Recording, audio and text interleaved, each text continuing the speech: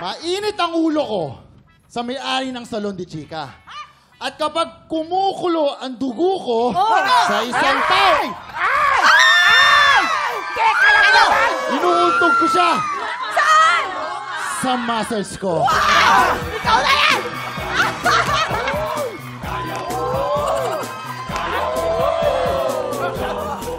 Diyos ko! Wow!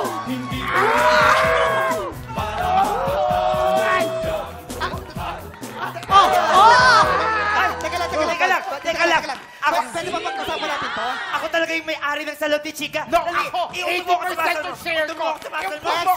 Excuse me. Choke me, Daddy! Excuse me. Alam mo ba, muhon pa lang to, isa pa lang maliit na semento, pero binuo ko na tong Salon de Chica. Ako may-ari, yung tugpo ako! Ito naman feeling architect! Ay, hindi naman ikaw! Bakit?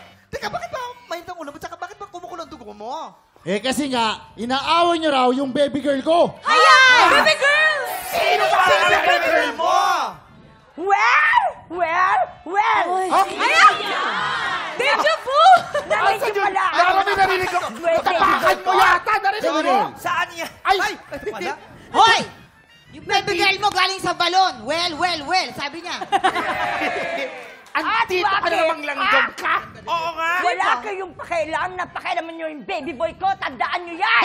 Talaga. Ako lang ang may pag-aari nito. Di ba, baby boy? Ay! Baby girl! Baby boy! Ay! Wala ba rin ang baby lang mo? Ay, gitera mo!